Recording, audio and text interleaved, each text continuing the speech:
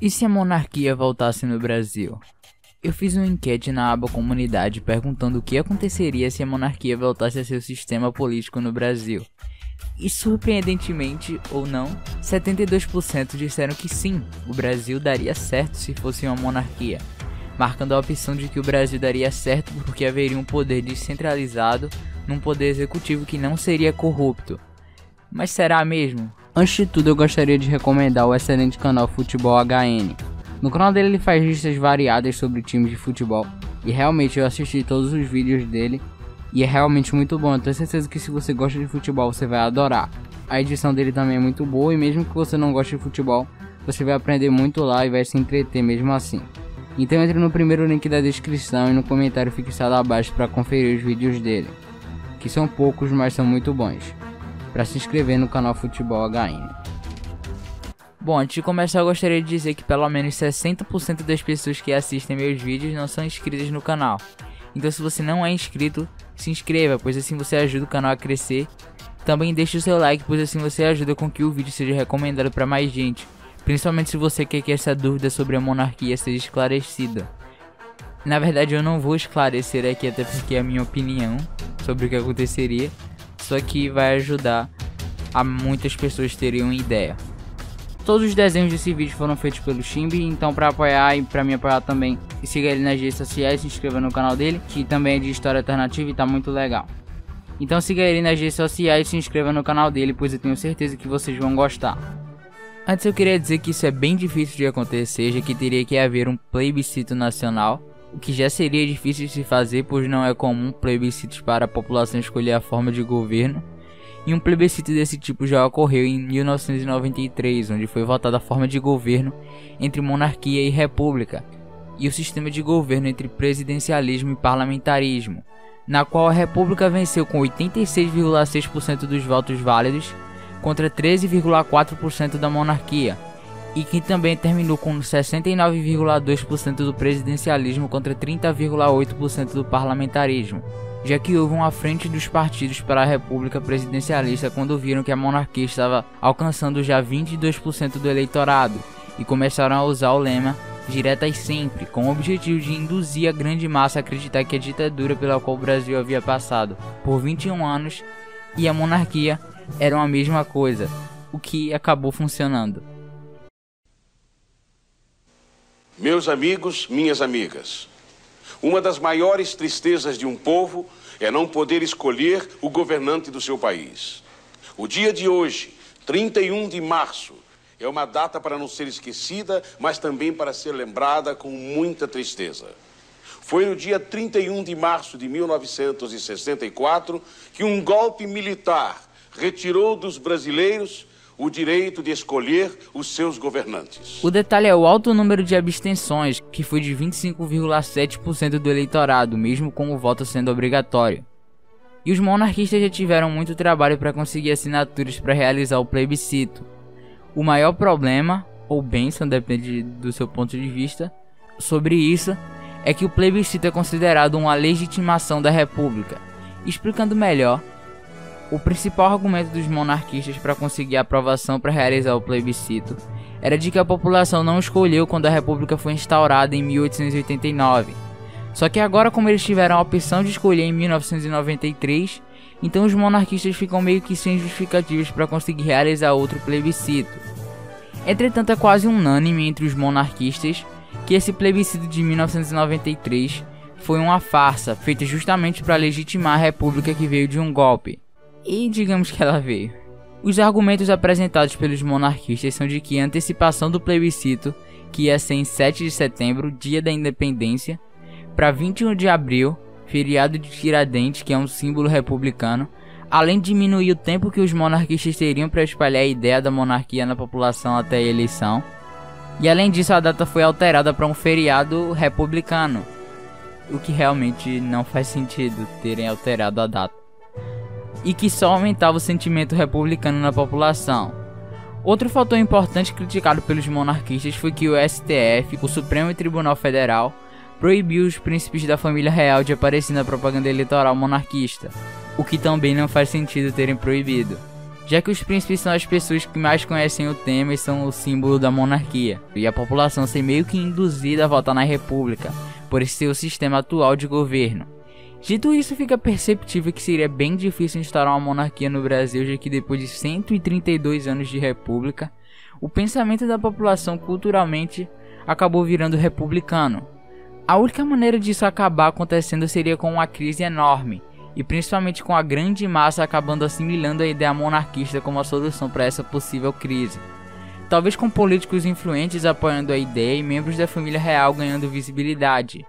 Supondo que isso vá acontecer, vamos agora supor o que aconteceria se o país fosse governado por uma monarquia parlamentarista. Lembrando que na monarquia parlamentarista o povo escolhe os parlamentares, no caso os deputados, e o partido com o maior número de deputados escolhe um deles para ser o primeiro-ministro, com o monarca, no caso o rei ou imperador, podendo tirá-lo do cargo e convocar novas eleições, para ser escolhido um novo primeiro-ministro em caso de falta de governabilidade por parte dele ou por quaisquer outros motivos, sendo o rei ou imperador o chefe de estado, e o quarto poder chamado de poder moderador, que coordenaria os outros três se mantendo neutro, o que difere de uma república parlamentarista, por exemplo, onde poderia ter um presidente de um partido e o primeiro-ministro de outro, com ideias opostas. Aqui é o primeiro-ministro, o chefe de governo que toma as decisões políticas, sendo ele o poder executivo, mas também fazendo parte do legislativo, com os dois poderes sendo unidos. Se você quiser saber mais como funciona o parlamentarismo, eu recomendo o vídeo do canal Plano Piloto explicando a fundo isso. O link vai estar na descrição. Uma dúvida que muitos têm é se um monarca, chefe de estado no Brasil, teria o título de rei ou imperador. Isso é relativo de país para país, mas no caso do Brasil, pela cultura e pela extensão territorial, seria um imperador, que provavelmente seria Luís Gastão, Maria José Pio, Gabriel, Rafael, Gonzaga de Orleans e Bragança e Wittelsbach, também chamado de Dom Luís Gastão de Orleans e Bragança. Porém, existem dois ramos da família real no Brasil. Dom Luís é do ramo de Vassouras, já Pedro Alcântara, Carlos, João, Lourenço, Miguel, Rafael, Gabriel Gonzaga de Bourbon de Orleans e Bragança, também conhecido como Pedro Carlos de Orleans e Bragança, é o herdeiro pelo ramo de Petrópolis.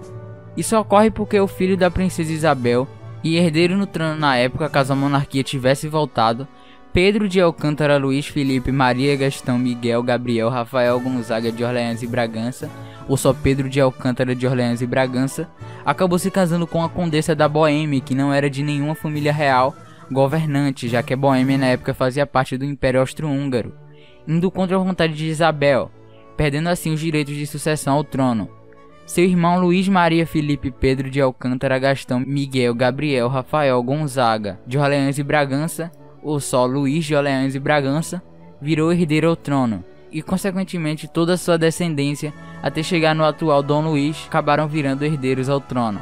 Porém, existem disputas entre os dois ramos para decidir quem é o verdadeiro herdeiro, e alguns monarquistas defendem que o poder deveria estar no ramo de Petrópolis, e não de Vassouras, e consideram que a troca de poder entre os ramos foi ilegal. Mas muito provavelmente o trono seria assim do Dom Luís.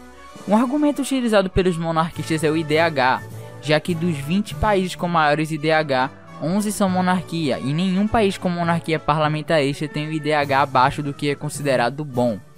Mas será que isso é um critério? Bom, é fato de que muito provavelmente a forma de governo influencia nas políticas do país, na estabilidade dele e logo influencia na qualidade de vida, que é o IDH. No Brasil, se o sistema fosse feito de forma eficiente, iria assim influenciar na qualidade de vida, que é o IDH. Mas se desse certo, demoraria muito tempo para as reformas e políticas começarem a surtir efeito e assim influenciar na qualidade de vida. Porém, também deveriam haver os governantes certos. É só olhar para os últimos presidentes que você logo entende como o Brasil não vai para frente. Até porque como daria certo com essas pessoas no poder? Mas o ponto é que com um legislativo altamente corrupto e ineficiente, um governante, no nosso caso, o presidente, mesmo que fosse um bom presidente, não iria conseguir fazer muita coisa. E mesmo que fizesse, ele ficaria no máximo 8 anos no poder se a população o reelegesse. E poderia vir outro que destruiria tudo que o anterior fez.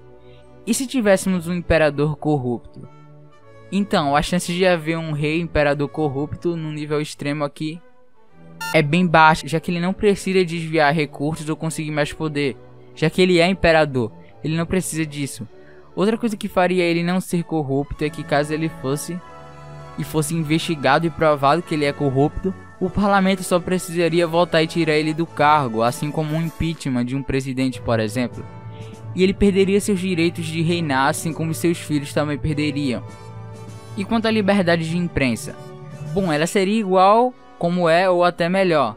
No índice de liberdade de imprensa você vê que dos 10 países com maior liberdade de imprensa, 5 deles são monarquia parlamentarista. Já o Brasil ocupa a posição 111 em liberdade de imprensa, mesmo sendo uma república democrática. Teríamos que sustentar uma família real? Sim, assim como na república sustentamos o seu governo.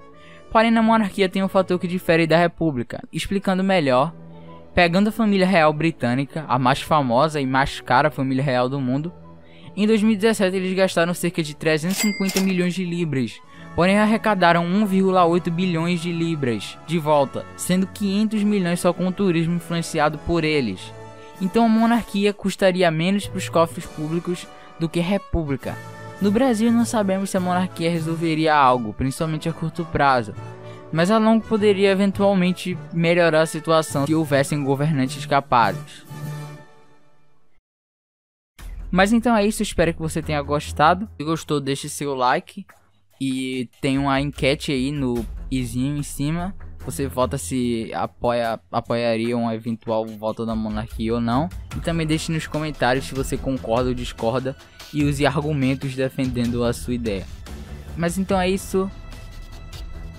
Entre no servidor do Discord e se inscreva no canal Futebol HN. E é isso. Até a próxima.